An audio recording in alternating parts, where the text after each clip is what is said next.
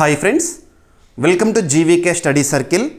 ఈ వీడియోలో జనవరి 19, 2026కి సంబంధించి వార్తలు నిలిచిన జాతీయ, అంతర్జాతీయ, రాష్ట్రీయ అంశాల గురించి, వార్తలు నిలిచిన వ్యక్తులు, అవార్డులు, పుస్తకాలు, మరి క్రీడా సంబంధిత సమాచారం, ఒక్కొక్క అంశాన్ని వివరంగా తెలుసుకుందాం. అంతకంటే ముందుగా నిన్నటి డైలీ కరెంట్ అఫైర్స్ వీడియోలో అడిగిన ప్రశ్నకి వివరణతో కూడిన సమాధానాన్ని చూద్దాము.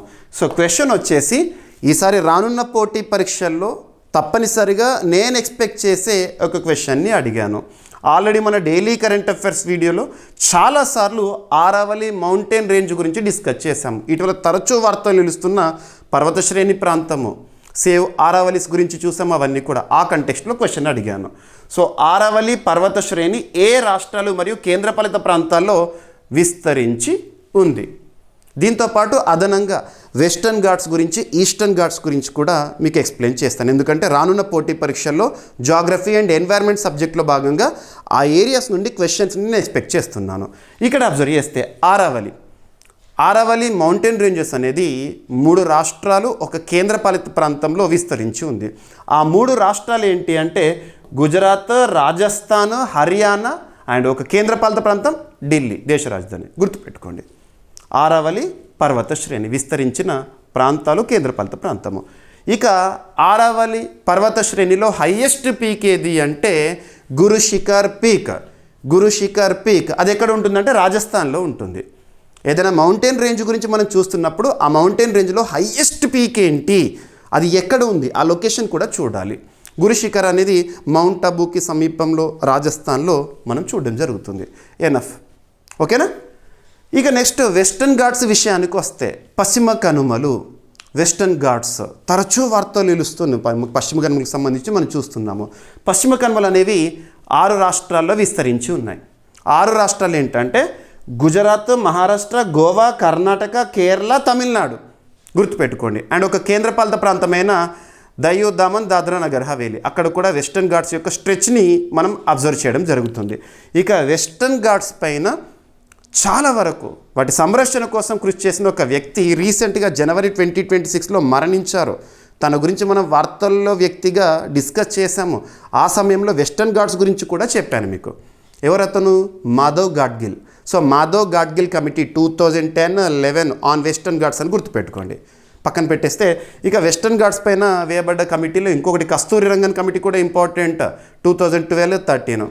ఇక వెస్టర్న్ ఘాట్స్ విషయానికి వస్తే, పశ్చిమ కనుమల విషయానికి వస్తే 2012 సంవత్సరంలో యునెస్కో వెస్టర్న్ ఘాట్స్ని వరల్డ్ హెరిటేజ్ సైట్గా గుర్తించడం జరిగింది.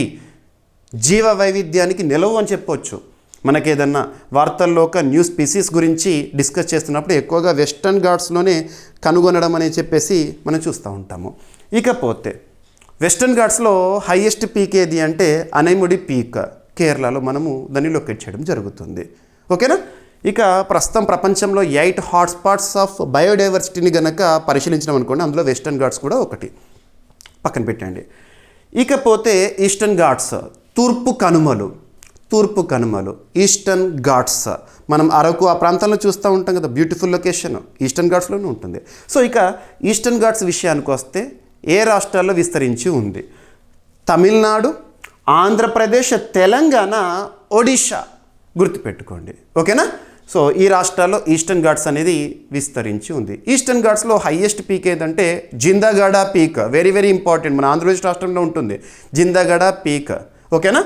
అండ్ ఇంకొకటి ఏంటంటే ఇక్కడ కొన్ని పాయింట్స్, మనం ఏదైనా ఎత్తైన ప్రాంతానికి వెళ్ళినప్పుడు అక్కడ అద్భుతమైన ఆహ్లాదభరితమైన పరిస్థితులను మనం చూస్తూ ఉంటాం, అబ్జర్వ్ చేస్తాము. మీరు అబ్జర్వ్ చేస్తే పర్యాటక రంగంలో భాగంగా the most attractive tourist destinations ఎక్కువగా హిల్లీ ఏరియాసే ఉంటాయి. మనం ఊటీ కానివ్వండి, అరకు కానివ్వండి, ఏదైనా కూడా కేరళలో కానివ్వండి. జాగ్రఫికల్గా చూస్తే ఒక రీజన్ నార్మల్ ల్యాప్స్ రేట్ అని చెప్పేసి, నార్మల్ ల్యాప్స్ రేట్ గురించి మీరు జాగ్రఫీ సబ్జెక్ట్లో నేర్చుకుని ఉంటారు. ఎత్తైన ప్రాంతాలకు వెళ్ళే కొద్దీ కూడా టెంపరేచర్ లెవెల్స్ అనేవి డ్రాప్ అవుతాయి. ఎత్తైన ప్రాంతానికి వెళ్ళే కొద్దీ కూడా మనం చల్లదనాన్ని అబ్జర్వ్ చేస్తూ ఉంటాం, కూల్ ఏరియాస్ ఉంటాయి. గుర్తుపెట్టుకోండి, ఇలా లింక్ చేసుకోవాలి సబ్జెక్ట్ని. అలా లింక్ చేసుకుంటేనే పోటీ పరీక్షల్లో మ్యాక్సిమం కరెంట్ అఫైర్స్ కోణంలో, జనరల్ స్టడీస్ కోణంలో ఎక్కువ మొత్తంలో మార్కులను సాధించడం అనేది సాధ్యమవుతుంది. ఓకేనా? సో ఇక్కడ ఆరావళి గురించి చూసాము, వెస్టర్న్ ఘాట్స్ గురించి చూసాము, ఈస్టర్న్ ఘాట్స్ గురించి చూసాము. అండ్ ఇక్కడ అబ్జర్వ్ చేయండి, through current affairs we are learning general studies also. ఓకేనా? రైట్. ఇదంతా కూడా మీకు ఎక్స్ప్లెయిన్ చేసింది ఏదైతే ఉంటుందో అదంతా కూడా మీకు నేను స్క్రిప్ట్ ఎలాగో పీడిఎఫ్లో ఇస్తాను. మన CA 360 కోర్సులో, డైలీ CA కోర్సులో ఇవ్వడం జరుగుతుంది. సో ఇదంతా కూడా మీకు స్క్రిప్ట్ రూపంలో ఉంటుంది, చూడండి. అండ్ ప్రతిరోజు కూడా మీరు క్లాస్ చూసిన తర్వాత, ఫస్ట్ క్లాస్ వీడియో ఇస్తాను కదా, క్లాస్ మొత్తం చూడండి. చూసిన తర్వాత ఆ ఎక్స్ప్లెనేషన్ విన్న తర్వాత పీడిఎఫ్ని రెఫర్ చేయండి, పీడిఎఫ్ చదవండి, సులభంగా ఉంటుంది. క్లాస్ అంతా ఎక్స్ప్లెయిన్ చేసిన తర్వాత పీడిఎఫ్ని తెలుగులోను, ఇంగ్లీష్లోను, ఎందుకంటే తెలుగు మీడియం ఆస్పిరెంట్స్ ఉన్నారు, ఇంగ్లీష్ మీడియం ఆస్పిరెంట్స్ ఉన్నారు, వారందరి కోసం కూడా మీకు నేను రిలీజ్ చేస్తున్నాను. సో ఏ రోజుకి సంబంధించిన పీడిఎఫ్ని ఆ రోజు మీరు అబ్జర్వ్ చేస్తున్నారు. ఓకేనా? సరిపోతుంది. ఇలా మౌంటైన్ రేంజెస్ సంబంధించి పోటీ పరీక్షల్లో అడిగే అవకాశం ఉంది కాబట్టి మీకు ఇక్కడ ప్రశ్న ఇచ్చాను, సమాధానాన్ని ఎక్స్ప్లెయిన్ చేశాను. ఓకేనా? ఆరావళి గురించి కొంత ఎక్కువగా ఫోకస్ చేయండి, ఇటీవల రెగ్యులర్గా న్యూస్లో ఉంది. ఓకేనా? ఆ టాపిక్స్ అన్నీ కూడా మనం కరెంట్ అఫైర్స్లో భాగంగా చూసాము. రైట్. ఇక ఈరోజు ఫస్ట్ టాపిక్ జనవరి 19, 2026 కదా. ఈరోజు ఫస్ట్ టాపిక్ని కూడా జాగ్రఫీ అండ్ ఎన్వైర్న్మెంట్ సబ్జెక్ట్లో భాగంగా లింక్ చేస్తున్నాను.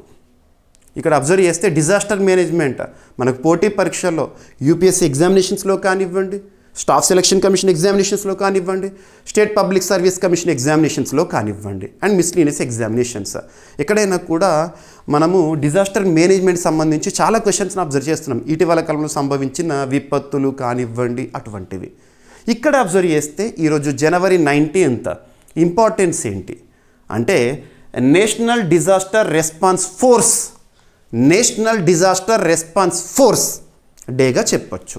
జాతీయ స్థాయిలో వారిని ఉద్దేశించి ప్రత్యేకంగా ఈరోజు ఉదయం అమిత్ షా గారు కొన్ని స్టేట్మెంట్స్ ఇచ్చారు, వారు చేస్తున్న సేవల గురించి కానివ్వండి.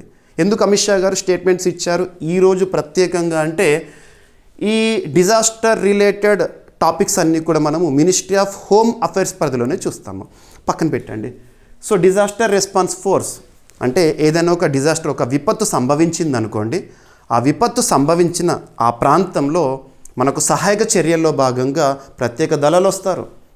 సో NDRF అని చెప్పేసి మనం చూస్తాము, నేషనల్ డిజాస్టర్ రెస్పాన్స్ ఫోర్స్. వారు వచ్చి సేవలు అందిస్తారు, అక్కడ మిటిగేషన్ చర్యలు చేయడం కానివ్వండి, ఇవన్నీ కూడా అక్కడ ఇబ్బందుల్లో ఉన్న ప్రజలని ఒక ప్రాంతం నుండి మరొక ప్రాంతానికి తరలించడం, ఇవన్నీ కూడా ఆ రెస్పాన్స్ ఫోర్స్.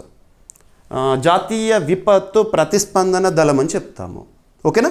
మరి NDRF అనేది ఏ ఇయర్లో ఏర్పాటైంది అంటే 2006. గుర్తుంచుకోండి, 2006. 2007 Jan 19th నుండి అంటే మొట్టమొదటిసారి NDRF డేని మనం సెలబ్రేట్ చేసుకోవడం అనేది ప్రారంభించాము. ఓకేనా? మరి నేషనల్ డిజాస్టర్ రెస్పాన్స్ ఫోర్స్ అనేది ఏ చట్టంలో భాగంగా ఏర్పాటైంది అంటే national disaster management act. National disaster management act, జాతీయ విపత్తు నిర్వహణ చట్టం. ఏ ఇయర్? 2005. గుర్తుపెట్టుకోండి, ఏదైనా ఒక చట్టం గురించి చూస్తున్నప్పుడు కన్సర్న్ ఇయర్ అనేది ఇంపార్టెంట్. ఆ చట్టంలో భాగంగా ఈ విపత్తు ప్రతిస్పందన దళాలని కూడా ఏర్పాటు చేయడం జరుగుతుంది. ఎనఫ్. ఓకేనా? సో ఈ విధంగా చూడండి. ఇక script. National disaster response force ఆవిర్భావ దినోత్సవం ప్రతి సంవత్సరం కూడా జనవరి 19th నిర్వహించబడుతుంది. ప్రకృతి వైపరీత్యాలు మరియు మానవ చర్యల వల్ల సంభవించే విపత్తుల సమయంలో సహాయక చర్యలు చేపట్టేందుకు NDRFని, నేషనల్ డిజాస్టర్ రెస్పాన్స్ ఫోర్స్ని ఏర్పాటు చేశారు. NDRF విపత్తు సహాయం, ఎక్కడైనా విపత్తు ఏదైనా డిజాస్టర్ సంభవించింది అనుకోండి, అక్కడికి NDRF సిబ్బంది వస్తారు, సహాయక చర్యలు చేస్తారు, అండ్ రక్షణ సంబంధిత అంశాలను చూసుకుంటారు, పునరుద్ధరణ చర్యలను చూసుకుంటారు, విపత్తు ప్రమాద తగ్గింపు అంటే మిటిగేషన్ అవగాహనలో కీలక పాత్ర పోషిస్తారు వీళ్ళు. ఓకేనా? సిబ్బంది. 2006 జనవరి 19వ NDRF దేశంలోని ప్రధాన విపత్తు ప్రతిస్పందన దళంగా ఉనికిలోకి వచ్చింది. ఓకేనా? 2007 నుంచి ప్రతి సంవత్సరం ఇక జనవరి 19th ఈ NDRF ఆవిర్భావ దినోత్సవం లేదా NDRF డేగా మనం చూస్తున్నాము. ఈరోజు ఈ NDRF సిబ్బందిని ఉద్దేశించి కొన్ని అవగాహన కార్యక్రమాలు నిర్వహిస్తూ ఉంటాం మనము. ఓకేనా? మినిస్ట్రీ ఆఫ్ హోమ్ అఫైర్స్ పరిధిలో. ఈరోజు లక్ష్యం విపత్తుల సమయంలో ఎన్డీఆర్ఎఫ్ సిబ్బంది చూపే ధైర్య సాహసాలను గౌరవించడం మరియు ప్రజల్లో విపత్తు అవగాహన పెంపొందించడము. సో ఎన్డీఆర్ఎఫ్ సిబ్బంది చూడండి ఎంత ఫాస్ట్గా ఉంటారు, క్విక్ రెస్పాన్స్ ఉంటుంది.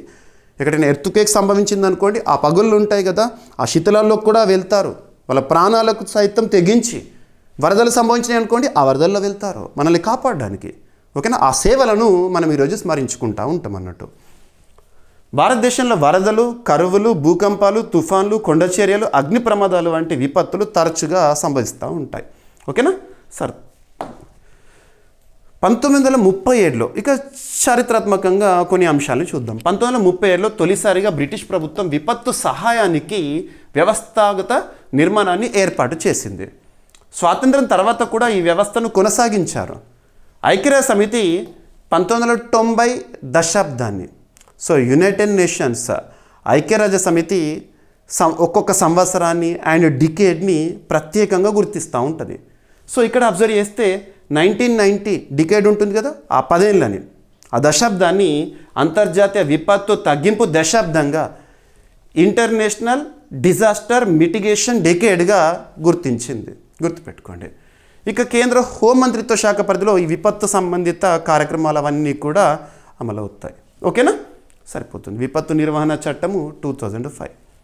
అండ్ ఇంకొకటి ఏంటంటే నేషనల్ డిజాస్టర్ మేనేజ్మెంట్ అథారిటీ ఉంటుంది. ఓకేనా, జాతీయ విపత్తు నిర్వహణ అథారిటీ.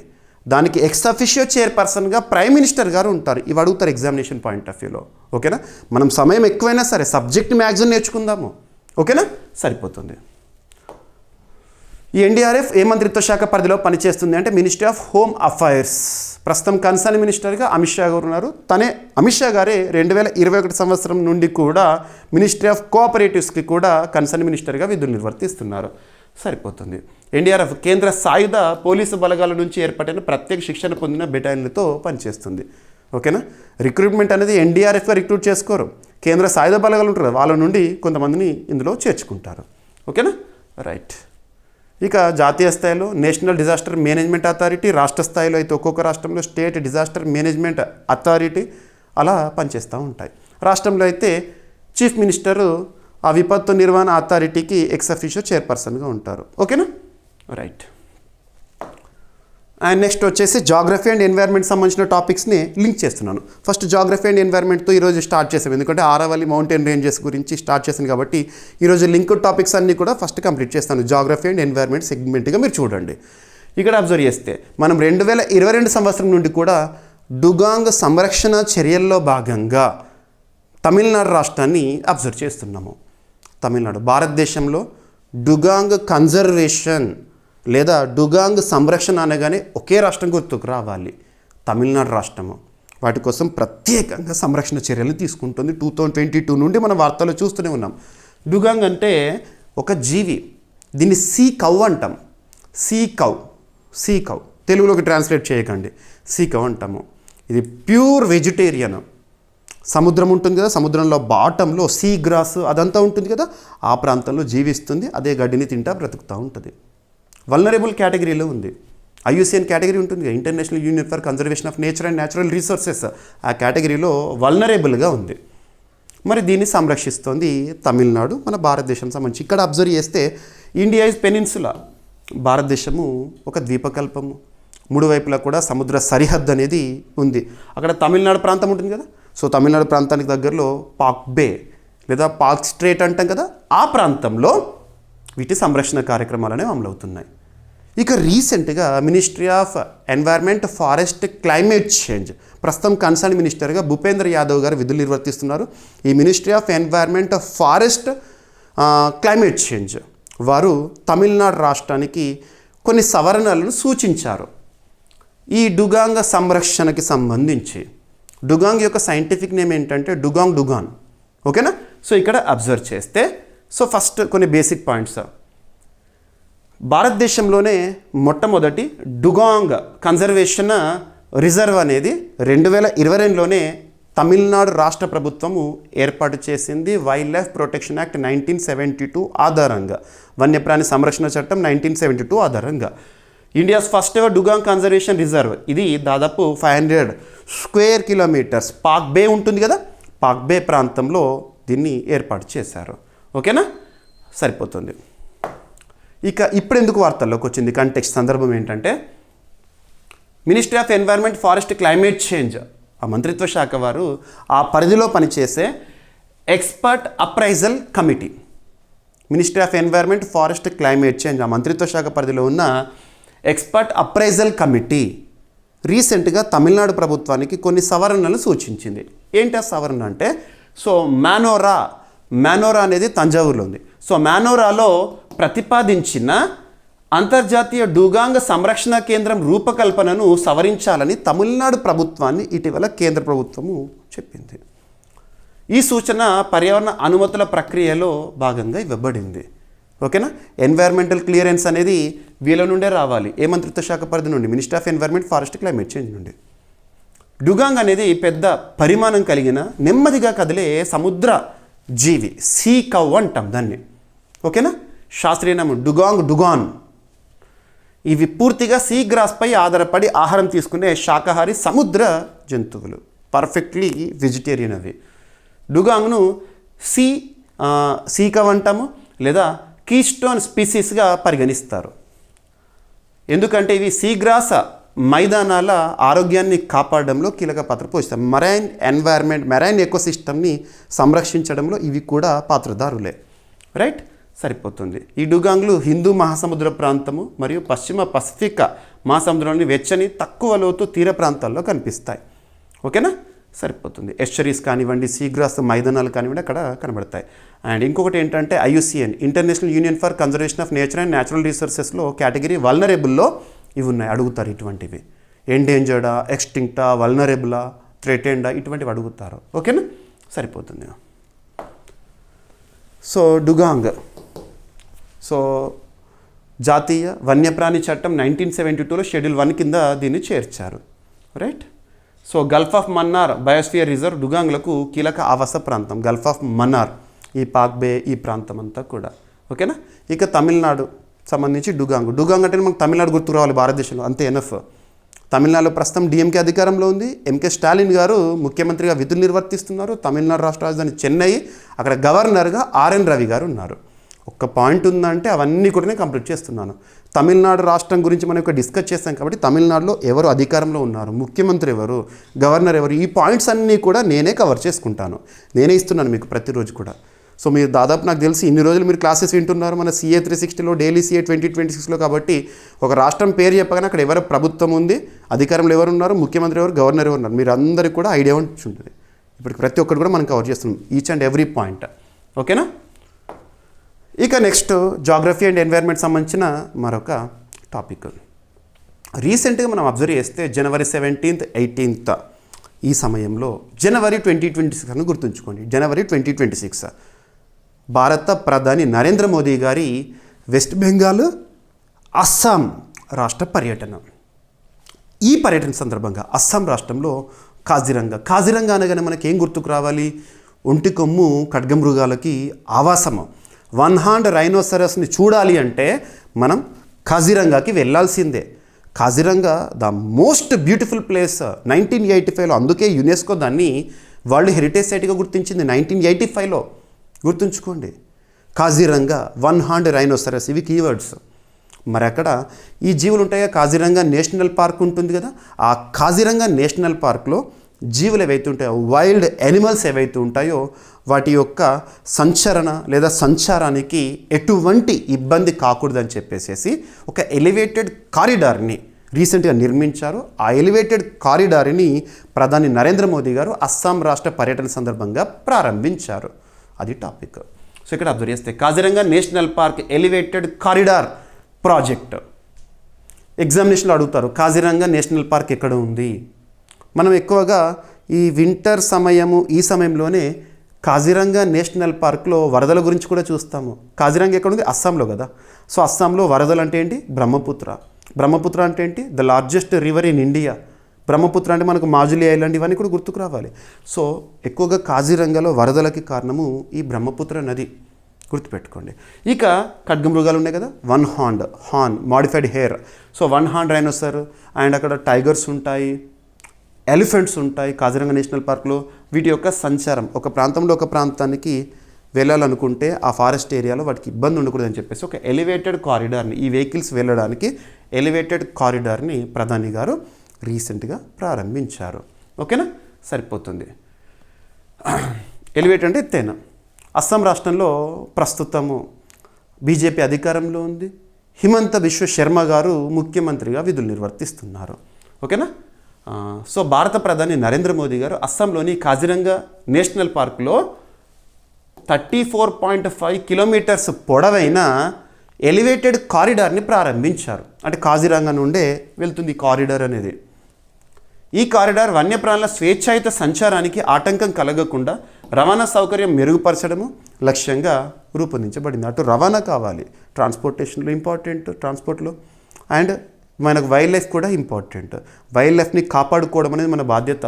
ఒక జీవి అంతరించింది అంటే ఆ జీవి కోసం ఎంతగా మనం పరితపించామో చూసాము. చీతాస్ అంతరించిపోయిన భారతదేశంలో, మరి చీతాస్ని రీఇంట్రొడ్యూస్ చేయడానికి ఎంత కష్టపడుతున్నామో చూడండి.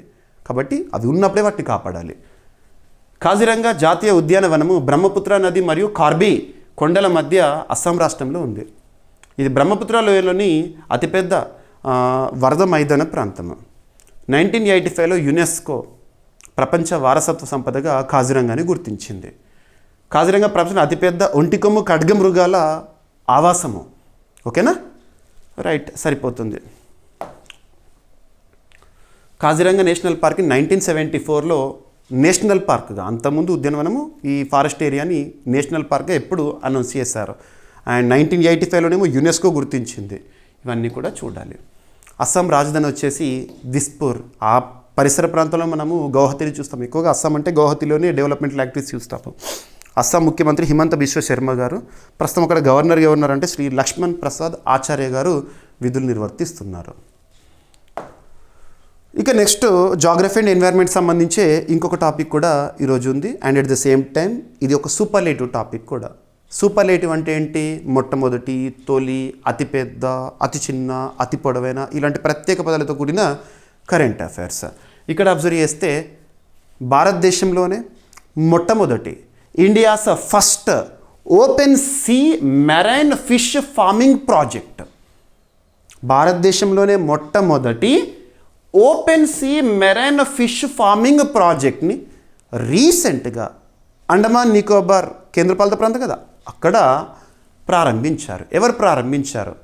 Ministry of science and technology and ministry of earth sciences concern మినిస్టర్గా ఉన్న జితేంద్ర సింగ్ గారు ప్రారంభించారు. Direct enough. ఈ సూపర్లేటివ్ టాపిక్స్ గురించి నేరుగా ప్రశ్న అడుగుతారు, సింగిల్ లైన్లో అడుగుతారు. ఓకేనా.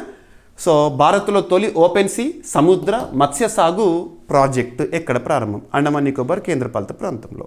ఓకేనా.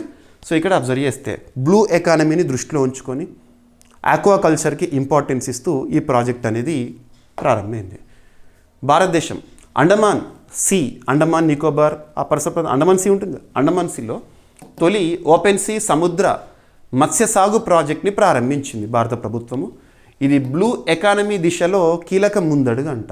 ఈ ప్రాజెక్ట్ను శ్రీ విజయపురం సమీపంలోని నార్త్ బే వద్ద ప్రారంభించారు. విజయపురం అంటే ఏంటి? పోర్ట్ బ్లేర్ అంటాం కదా, అండమాన్ నికోబార్ క్యాపిటల్ పోర్ట్ బ్లేర్, పేరు మార్చాం కదా, విజయపురము, గుర్తుంచుకోండి. సో ఈ పైలట్ ప్రాజెక్ట్ సముద్ర వనరులను సుస్థిరంగా వినియోగించి ఆర్థిక వృద్ధి, ఉపాధి సృష్టిని సాధించాలనే వ్యూహాత్మక మార్పును ప్రతిబింబిస్తుంది. ప్రారంభ కార్యక్రమాన్ని ministry of science and technology and earth sciences concern మినిస్టర్గా ఉన్న జితేంద్ర సింగ్ గారు ప్రారంభించారు. ఈ మంత్రిత్వ శాఖ మినిస్ట్రీ ఆఫ్ స్టేట్గా మనం చూస్తాము, సహాయ మంత్రిత్వ శాఖ హోదాలో ఉంటుంది. ఈ ప్రాజెక్టు ప్రధాని నరేంద్ర మోదీ గారి దృష్టికోణానికి అనుగుణంగా సముద్ర వనరుల ఆర్థిక విలువను వెలికి తీయడంలో తొలి స్పష్టమైన ప్రయత్నంగా జితేంద్ర సింగ్ గారు పేర్కొన్నారు. ఈ ప్రాజెక్టు సహజ సముద్ర పరిస్థితుల్లో మెరైన్ ఫిన్ఫిష్ మరియు సీవీడ్ సాగుపై దృష్టి సారిస్తుంది. మరి దీన్ని ఏ మంత్రిత్వ శాఖ పరిధిలో అంటే మినిస్ట్రీ ఆఫ్ ఎర్త్ సైన్సెస్, దాని సాంకేతిక విభాగమైన national institute of ocean technology, NIOT, national institute of ocean technology headquarter ఇక్కడ Chennai. National institute of ocean technology అంటే మీకు ఇంకొక కీలకమైన ప్రాజెక్ట్ గుర్తుకు రావాలి. సముద్రయాన్ ప్రాజెక్టులో భాగంగా మత్స్య 6000 క్యాప్సూల్ని వీరే అభివృద్ధి చేస్తున్నారు, గుర్తుపెట్టుకోండి. సో ఈ NIOT అనేది ఏ మంత్రిత్వ శాఖ పరిధిలో పనిచేస్తుందంటే ministry of earth sciences. So కొన్ని నోడల్ మినిస్ట్రీస్ పైన కూడా పోటీ పరీక్షలు అడుగుతారు. నేను చెప్పే ప్రతి సెంటెన్స్ మీకు కీ సెంటెన్సే, వాటి నుండి ఎగ్జామినేషన్లో ఖచ్చితంగా క్వశ్చన్స్ వస్తాయి. అండ్ ఎగ్జామినేషన్ ముగిసిన తర్వాత మీకు ఎలాగో మళ్ళీ నేను పేపర్ ఎక్స్ప్లెయిన్ చేసినప్పుడు ఏ రోజు నేను డిస్కస్ చేశాను, ఏ టాపిక్ డిస్కస్ చేశాను, మీకు అవన్నీ కూడా మీకు చూపిస్తూనే ఉంటాను ఎలాగో. ఓకేనా? ఈ కార్యక్రమం అధునాతన సముద్ర సాంకేతికతను స్థానిక మత్స్యకారుల ఉపాధి దృష్టితో అనుసంధానిస్తుంది. ఇది తీర ప్రాంతాలపై ఒత్తిడి తగ్గించి ఆఫ్షోర్ జలకృషి అభివృద్ధికి మార్గం వేస్తుంది. Right. National institute of ocean technology 1993లో స్థాపన జరిగింది. మినిస్ట్రీ ఆఫ్ ఎర్త్ సైన్సెస్ పరిధిలో అది పనిచేస్తుంది. ఓకేనా? రైట్. అండమాన్ అండ్ నికోబార్ రాజధాని వచ్చేసి పోర్ట్ బ్లేర్, విజయపురం కొత్త పేరు. అండ్ అక్కడ లెఫ్టినెంట్ గవర్నర్, ఎందుకంటే కేంద్రపాలిత ప్రాంతము. మన కేంద్రపాలిత ప్రాంతాలు యూనియన్ టెరిటరీస్ గురించి పార్ట్ 8 ఆఫ్ ఇండియన్ కాన్స్టిట్యూషన్లో నేర్చుకుంటాం. Part 8 of Indian constitution. So అక్కడ లెఫ్టినెంట్ గవర్నర్స్ ఉంటారు, పరిపాలకులు, అడ్మినిస్ట్రేటర్స్ ఉంటారు కదా. సో లెఫ్టినెంట్ గవర్నర్గా ప్రస్తుతం అండమాన్ నికోబార్కి ఎవరున్నారంటే అడ్మిరల్ డికే జోషి గారు ఉన్నారు. ఓకేనా? ఇక నెక్స్ట్ సైన్స్ అండ్ టెక్నాలజీకి సంబంధించి సైన్స్ అండ్ టెక్నాలజీలో భాగంగా మనం చాలా టాపిక్స్ని డిస్కస్ చేస్తాము. సో ఆ పరిశోధన మొత్తాన్ని చదవండి అని నేను చెప్పట్లేదు. ఒక కాంపిటేటివ్ ఆస్పిరెంట్ ఎలా ఉండాలంటే something of everything should be known, something of everything. ప్రతి విషయం గురించి ఎంతో కొంత తెలియాలి. ఆ ఎంతో కొంత పోటీ పరీక్షలకు ఉపయుక్తంగా ఉండే విధంగా తెలుసుకోవాలి. ఓకేనా? సో ఇక్కడ అబ్జర్వ్ చేస్తే సైన్స్ అండ్ టెక్నాలజీలో భాగంగా ఇటీవల కాలంలో చాలా టాపిక్స్ చూసాము.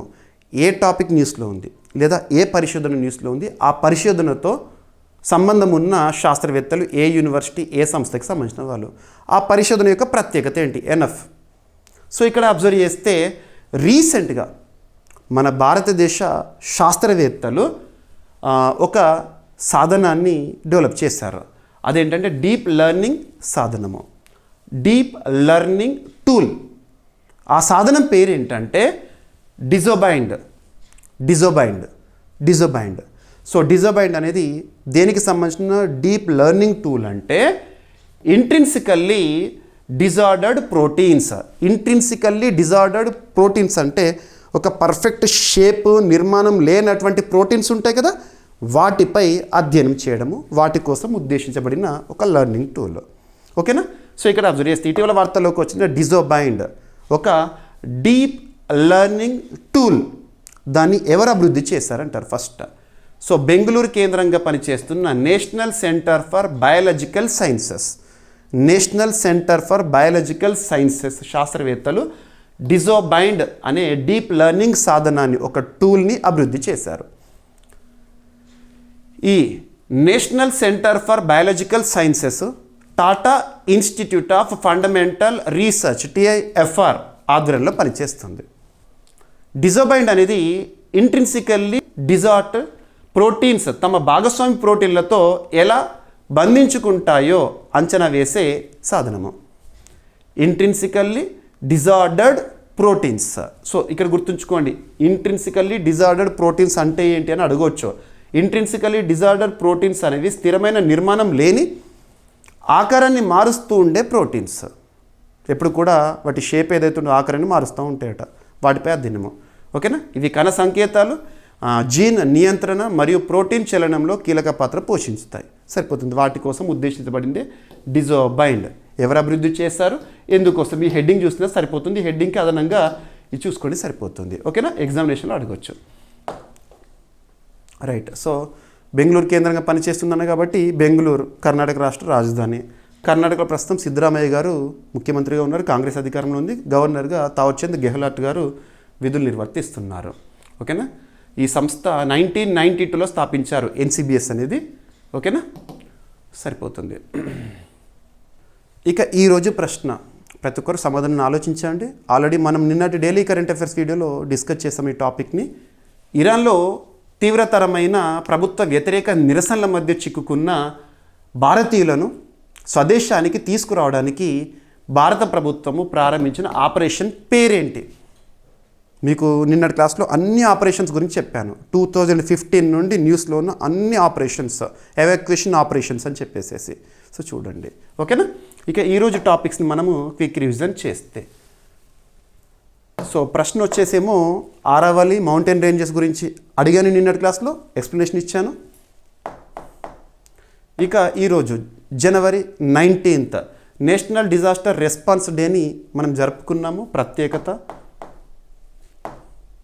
అండ్ అంతర్జాతీయ డుగాంగ్ సంరక్షణ కేంద్రానికి సంబంధించి రీసెంట్గా ministry of environment forest climate change పరిధిలో ఉన్న ఎక్స్పర్ట్ అప్రైజల్ కమిటీ తమిళనాడు రాష్ట్ర ప్రభుత్వానికి కొన్ని సవరణలను సూచించింది. సో డుగాంగ్కి సంబంధించి. And Kaziranga national park elevated corridor ప్రాజెక్టుని భారత ప్రధాని నరేంద్ర మోదీ గారు ప్రారంభించారు. ఇక భారతదేశంలోనే తొలి ఓపెన్ సీ సముద్ర మత్స్య సాగు ప్రాజెక్ట్ అనేది రీసెంట్గా ప్రారంభమైంది అండమాన్ సీ ప్రాంతంలో. సో రీసెంట్గా వార్తల్లో నిలిచిన ఒక ఉభయచర జీవి గెగెనియోఫిస్ వాల్మీకి బోడో సమాజానికి సంబంధించిన ఒక నృత్య రూపము, ఒక ఫోక్ డ్యాన్స్ అనేది రీసెంట్గా న్యూస్లో ఉంది. ఆ డ్యాన్స్ పేరు వచ్చేసేసి బగురుంబా డ్యాన్స్. ఏ సమాజానికి సంబంధించిన సంస్కృతి ఇది అండ్ ఎందుకు రీసెంట్గా న్యూస్లో ఉంది? And Mera gov Mary Dharohar project రీసెంట్గా ప్రారంభమైంది. మినిస్ట్రీ ఆఫ్ కల్చర్ పరిధిలో అమలవుతుంది. అండ్ నాగోబా జాతర తెలంగాణ రాష్ట్రంలోని ఆదిలాబాద్ జిల్లా కేస్లాపూర్లో జనవరి 18న ప్రారంభమైంది. ఏ రోజున ప్రారంభమవుతుంది అండ్ నాగోబా జాతర యొక్క ప్రత్యేకత ఏంటి, మెస్రం వంశీయులు ఏం చేస్తారు, ఏ గిరిజన తెగలకు సంబంధించిన ఇంపార్టెన్స్ ఉన్న పండుగ ఇదంతా కూడా ఎగ్జామినేషన్లో అడగవచ్చు. ఇక వరల్డ్ గవర్నమెంట్ సమ్మిట్ 2026 షెడ్యూల్ అయింది. థీమ్ ఏంటి ఈ సంవత్సరము? And second edition of global Buddhist summit 2026 న్యూఢిల్లీలో జరగబోతోంది. థీమ్ ఏంటి? అండ్ డిజోబైండ్ అనే ఒక డీప్ లెర్నింగ్ టూల్ని ఇటీవల మన భారతదేశానికి చెందిన బెంగళూరు కేంద్రంగా పనిచేస్తున్న national centre for biological sciences శాస్త్రవేత్తలు తయారు చేశారు లేదా ఆ సాధనాన్ని సృష్టించారు. ఉద్దేశం ఏంటి? అండ్ కొబ్బరి తోటల్లో తీవ్ర ప్రభావాన్ని చూపిస్తున్న రూట్ విల్ట్ డిసీజ్, ఈ వ్యాధికి కారణం ఏంటి, మరి ఈ వ్యాధి ప్రభావం ఏ విధంగా ఉంటుంది కొబ్బరి చెట్ల పైన? అండ్ పర్యావరణ రంగంలో ఎన్వైర్న్మెంట్ రిలేటెడ్గా నోబెల్ పురస్కారంతో మనం చెప్పుకునే ఒక ప్రతిష్టాత్మక పురస్కారం టైలర్ ప్రైజ్ 2026 సంవత్సరానికి గాను అమెరికాకు చెందిన ప్రముఖ శాస్త్రవేత్త డాక్టర్ టోబీ కీర్స్ గారిని వరించింది. ఈ పురస్కారాన్ని ఎవరు ప్రారంభించారు, ఏ సంవత్సరం నుండి ఇస్తున్నారు, మరి భారతదేశం నుండి ఈ పురస్కారాన్ని సాధించిన మాధవ్ గాడ్గిల్ గారు ఏ ఇయర్లో ఈ పురస్కారాన్ని సాధించారు? ఈ పాయింట్స్ అన్నీ కూడా మనం కవర్ చేసాము చూడండి. అండ్ విదర్భకు తొలి విజయ్ హజారే వన్డే ట్రోఫీ అనేది రావడం జరిగింది. రన్నరప్ వచ్చేసి సౌరాష్ట్ర. ఇక ఈరోజు ప్రశ్న, ఇరాన్లో తీవ్రతరమైన ప్రభుత్వ వ్యతిరేక నిరసనల మధ్య చిక్కుకున్న భారతీయులను స్వదేశానికి తీసుకురావడానికి భారత ప్రభుత్వం ప్రారంభించిన ఆపరేషన్ పేరేంటి? ఓకేనా? సో ప్రతి ఒక్క టాపిక్ని మీకు మ్యాక్సిమం డెప్త్గా ఇస్తున్నాను. నేను ఇచ్చే ప్రతి సెంటెన్స్ చదవండి, చెప్పే ప్రతి వాక్యాన్ని వినండి. ఓకేనా? సో వీడియో ఇచ్చాను, ఆ తర్వాత మీకు మన కోర్సులో పీడిఎఫ్ తెలుగులోను ఇంగ్లీష్లోను అప్లోడ్ చేస్తాను. క్లాస్ విన్న తర్వాత పీడిఎఫ్ చదవండి. ఓకేనా? ప్రతిరోజు క్లాస్ మాత్రం చూడండి. రేపు మళ్ళీ కలుద్దాం. Thank you.